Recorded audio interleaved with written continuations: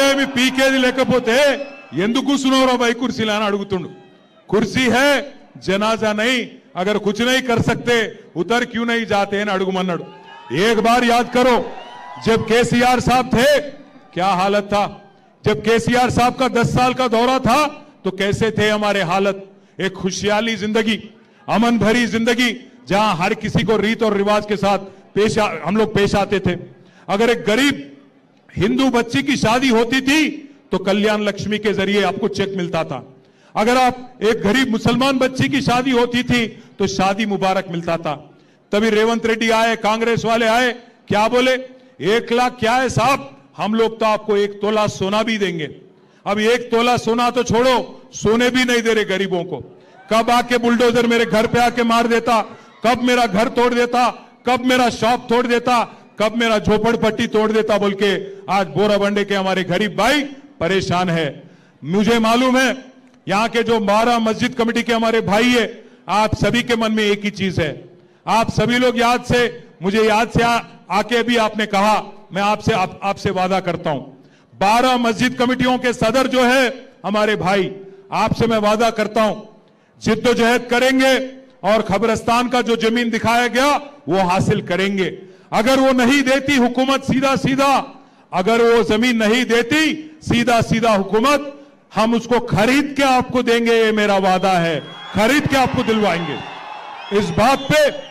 बात पे मैं जिद से हूं किसी भी हाल में खरीद के भी अगर जरूरत पड़ा तो आपको दिलाना हमारी जिम्मेदारी है आज यास्मीन जो हमारे भाई सरदार की अहलिया है वो आपके आंखों के सामने है जो जुल्म उसके साथ किया गया जो जुल्म हमारे भाई सरदार के साथ किया गया उसका बदला भी लेना होगा उसका जवाब भी देना होगा हमको और जरूर कांग्रेस पार्टी को एक सबक सिखाना होगा हर किसी के साथ धोखा देने वाली कांग्रेस हर किसी के साथ आज नाटक करने वाली कांग्रेस पार्टी को एक जबरदस्त एक जवाब देने का मौका आज आपको मिला है भाइयों मैं आपसे कहना चाहता हूं जुल्म और झूठ की ये दस्तार रहेगी कब तक जुल्म और झूठ की ये दस्तार रहेगी कब तक ये रेत की दीवार रहेगी कब तक हमने तो हिटलर को भी मिटते हुए देखा ये कांग्रेस तेरी सरकार रहेगी कब तक పెద్ద పెద్ద హిట్లర్ అసొంటోలే పీకిన్రు పెద్ద పెద్ద హిట్లర్ అసొంటి నియంతలే పీకిన్రు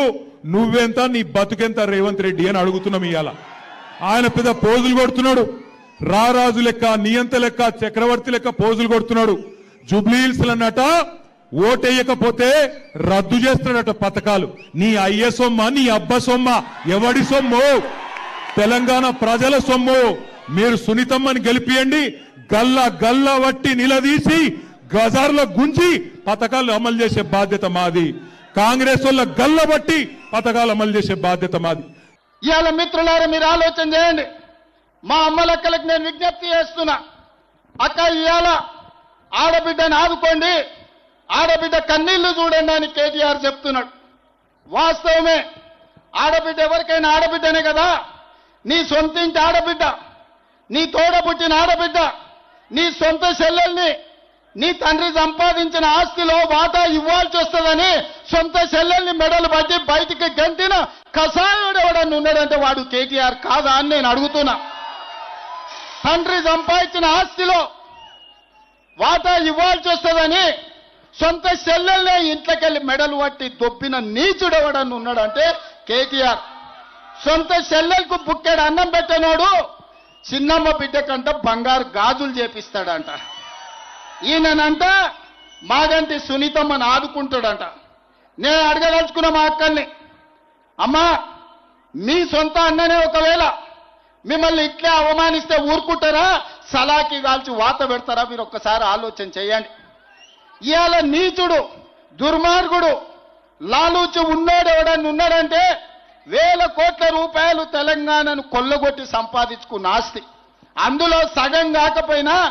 చారాన వంతల్లో సొంత చెల్లెలకి ఇస్తే సొంత చెల్లెలు తిడుతుందా ఇవాళ సొంత చెల్లెలు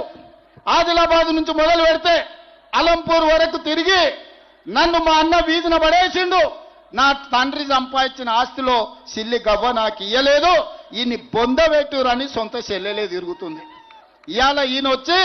మహిళా సెంటిమెంట్ గురించి మాట్లాడుతున్నాడు. మహిళా సెంటిమెంట్ గురించే మాట్లాడాల్సి వస్తే, మహిళలకు జరిగిన అన్యాయం గురించి మాట్లాడాల్సి వస్తే, మంత్రివర్గంలో ఒక మహిళకు 5 ఏళ్లు మంత్రి పదవి ఇయ్యలే కేటీఆర్. దానికి సీపూర్ దెబ్బలు కొట్టాలనా లేదా మా అక్కలు ఆలోచన చేయరు. మా అక్కలు శాతగానోళ్ళ ఇండ్లు నడపలేరా, కంపెనీలు నడపలేరా, విమానాలు నడపలేరా, బస్సులు నడపలేరా, ఈ ప్రపంచాన్ని ముందుకు పరిగెత్తిస్తలేరా? ఇవాళ ప్రపంచాన్ని నడిపించే శక్తి కాంగ్రెస్ పార్టీని ఇందిరాగాంధీ నడిపించింది. కాంగ్రెస్ పార్టీని 25 ఏళ్లు సోనియా గాంధీ నడిపించింది. ఇవాళ కాంగ్రెస్ పార్టీని ప్రియాంక గాంధీ ముందుకు నడుపుతుంది, రాహుల్ గాంధీకి అండగా నిలబడి. ఇవాళ ఒక పక్కన కాంగ్రెస్ పార్టీ సోనియా గాంధీ, ఇందిరాగాంధీ, అదే విధంగా ప్రియాంక గాంధీ మహిళా నాయకత్వం ఇచ్చింది. ఈ దేశానికి రాష్ట్రపతిని కాంగ్రెస్ పార్టీ మహిళను చేసింది. ఈ దేశానికి మైనారిటీ జాకీర్ హుసేన్ ను 3వ రాష్ట్రపతిగా కాంగ్రెస్ పార్టీ చేసింది. ఇవాళ మా మంత్రివర్గంలో మీకందరికీ తెలుసు, సీతక్క ఇవాళ ఒక గొప్ప మంత్రిగా, కొండా సురేఖ గారు ఇవాళ మా మంత్రివర్గంలో ఉన్నారు. కాంగ్రెస్ పార్టీ అధికారంలో ఉంటే మహిళలకు గౌరవం ఉంటుంది.